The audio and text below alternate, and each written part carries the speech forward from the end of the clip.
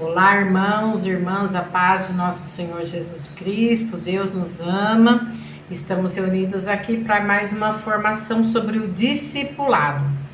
E eu gostaria de retomar com vocês, aqueles que não pegaram as primeiras formações, né?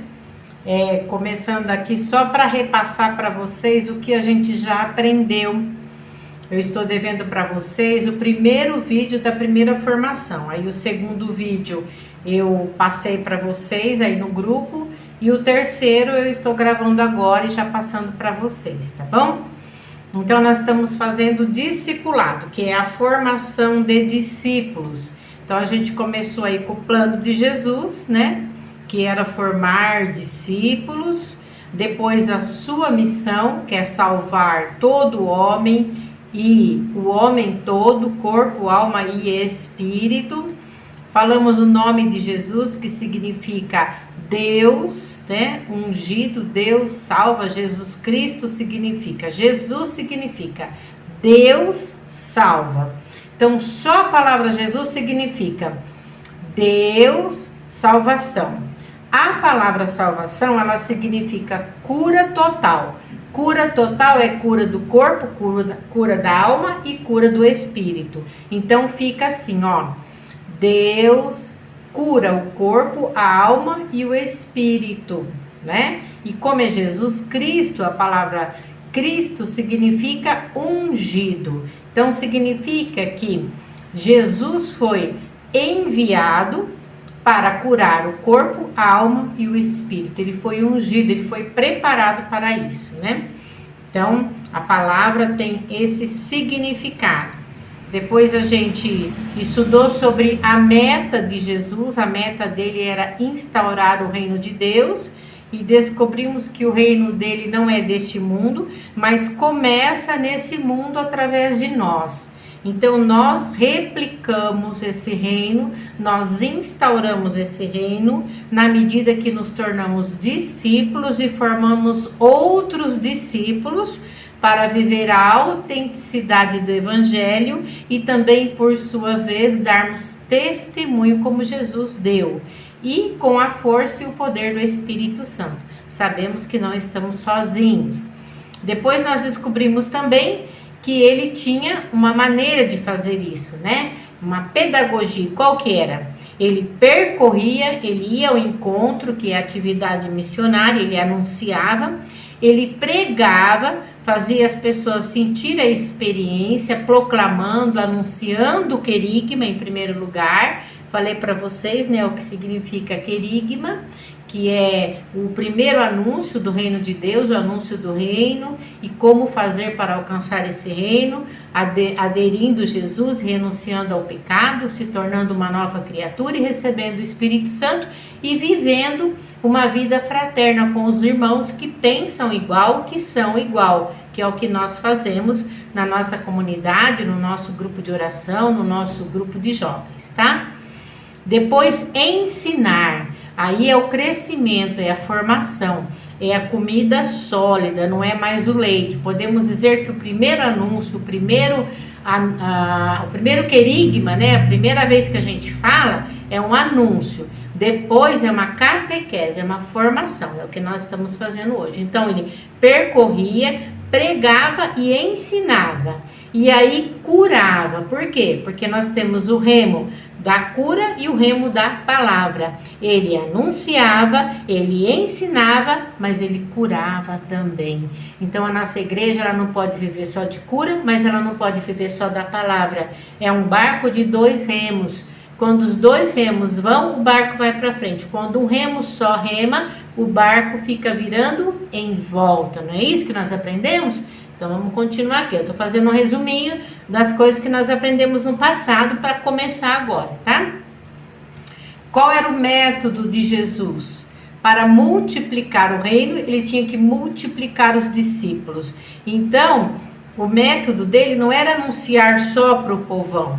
além de anunciar para o povão, ele pegava alguns e esses alguns ele vivia junto.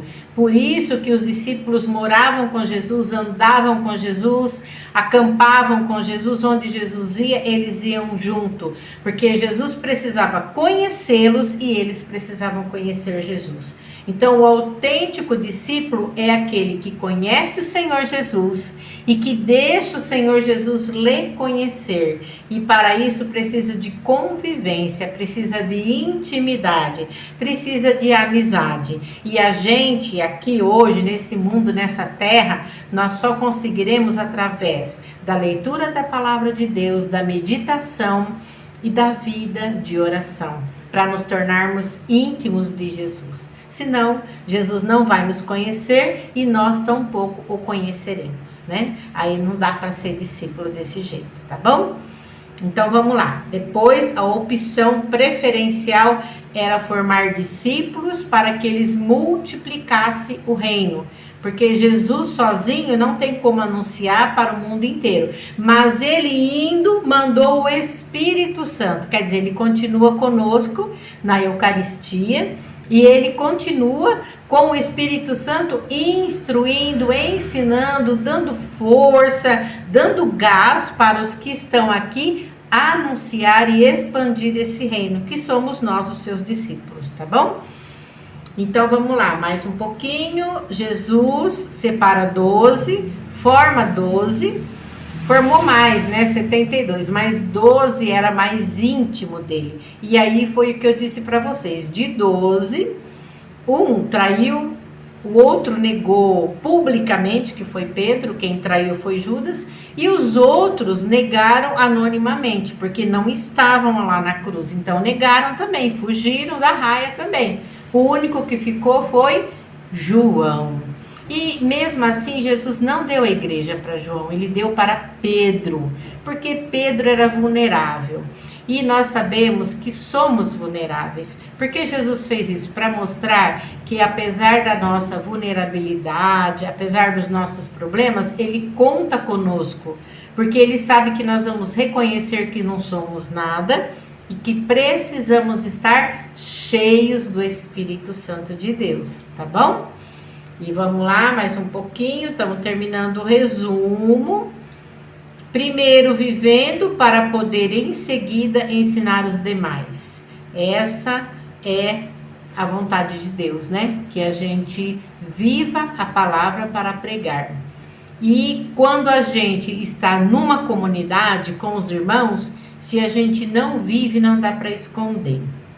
Se a gente vai numa determinada paróquia, numa aldeia, num bairro, uma vez por mês, vai lá, fala bonito, prega, vem embora, a gente pode viver a vida de outra maneira que ninguém vai saber. Aí a gente chega lá, bota uma máscara de santo, prega, faz cura, faz, né, milagres, vai embora e ficamos como santos, né? Agora, e se essas pessoas que estão nessa aldeia, ou estão nesse bairro, nesse vilarejo, nessa província, resolvem vir morar conosco, participar conosco da nossa vida, será que vai nos achar tão santo assim? Por isso que Jesus fez questão de chamar os discípulos para morar com ele, para ver como eles reagiam, como eles eram, formá-los, ensiná-los, e também para eles verem que Jesus falava e fazia, que Jesus só não falava, mas Jesus fazia tudo o que falava. Por isso que a palavra tem autoridade. Quanto mais a gente vive o que a gente prega, mais autoridade na palavra nós temos. Mais conversão nós causamos quando nós pregamos a palavra.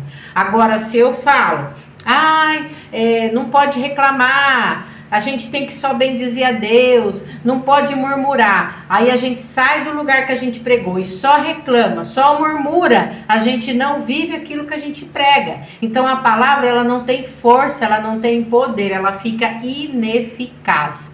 Nós somos santos? Não. Nós vamos cair? Pode ser que sim, provavelmente vamos.